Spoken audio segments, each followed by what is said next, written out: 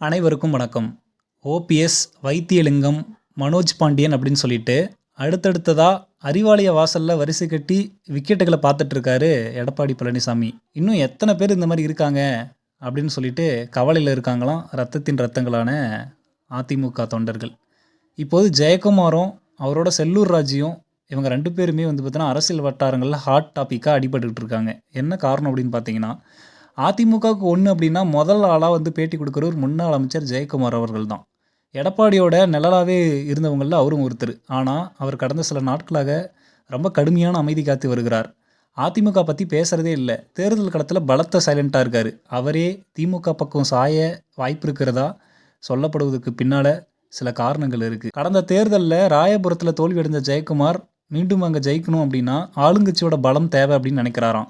வடசென்னை முழுக்க திமுகவுடைய கோட்டையாக மாறி வரக்கூடிய சூழ்நிலையில் தனக்கான இடத்தை உறுதி செய்ய உதயசூரியனோட வெளிச்சம் அவருக்கு தேவைப்படுறதா அவர் நினைக்கிறாரு. இவர் வெளிப்படையாகவே அங்கே கடந்த முறை தோற்க பாஜக தான் காரணம், நான் தோற்று போகிறதுக்கு பாஜக தான் காரணம் போன டைம் அப்படின்றது சொல்லியிருந்தார்.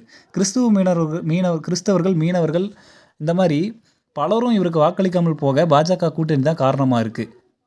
அது மட்டும் இல்லாமல் அதிமுகவில் எடப்பாடியோட சேலம் டீமும் கொங்கு கேங்கும் இவங்க மட்டும் ஆதிக்கம் செலுத்துறது ஜெயக்குமார் போன்ற சீனியர்களுக்கு ஒரு வித அதிருப்தி ஏற்படுத்தி இருக்கிறதா தகவல்கள் வந்திருக்கு. அடுத்து நமக்கு சீட் கிடைக்குமா அப்படிங்கிற பயமே அவரை திசை திருப்பலாம் அப்படிங்கிற மாதிரியும் சொல்கிறாங்க. இந்த முறையும் தோத்துட்டா அரசியல் எதிர்காலம் காலியாயிரும் அப்படின்னு சொல்லிட்டு ஜெயக்குமார் நினைக்கிறாராமா. அதே மாதிரி அரசியல் வட்டாரங்களில் கசிந்துள்ள சமீபத்திய தகவல் படி பார்த்தீங்கன்னா, தென் தமிழகத்தை சேர்ந்த அதிமுகவோட மற்றொரு மிக முக்கியமான மூத்த தலைவர், முன்னாள் அமைச்சருமான ஒருவர். அவர் யாருன்னு பார்த்தீங்கன்னா, திமுக தலைமைக்கு மிகவும் நெருக்கமானவர்கள் கூட தீவிர பேச்சுவார்த்தையில் ஈடுபட்டு இருக்காரு. அவர் யாருன்னு பார்த்தீங்கன்னா செல்லூர் ராஜி, வேறு யாரும் இல்லை. அந்த தென்மண்டல தலைவர் வேறு யாரும் கிடையாது, செல்லூர் ராஜி தான்.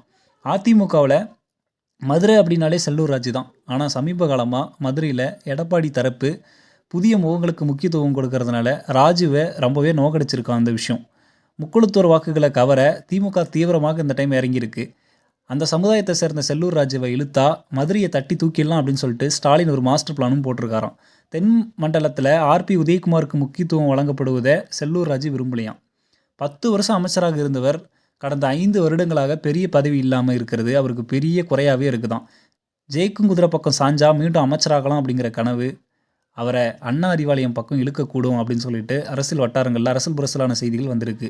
எதிர்க்கட்சி வரிசையில் இருப்பதை விட ஆளுங்கட்சியினோட நிழலில் ஒதுங்கிறது பாதுகாப்பானது அப்படின்னு சொல்லிட்டு இந்த மூத்த தலைவர்கள் கணக்கு போடுகிறார்களாம். இபிஎஸ்ஸின் பிடியிலிருந்து அதிமுகவுடைய தூண்கள் சரிய தொடங்கினா 2026 தேர்தல் களம் எடப்பாடிக்கு பெரும் சவாலாகவே இருக்கும். உங்களோட கருத்துக்கள் என்ன அப்படிங்கிறத கமெண்ட் மூலமாக சொல்லுங்கள். மேலும் இது மாதிரியான அரசியல் சார்ந்த உடனடி செய்திகளை தெரிந்து கொள்ள மறக்காமல் நம்ம சேனலை சப்ஸ்கிரைப் பண்ணி பக்கத்தில் இருக்கிற பெல் ஐகானை கிளிக் பண்ணிக்கோங்க. நன்றி.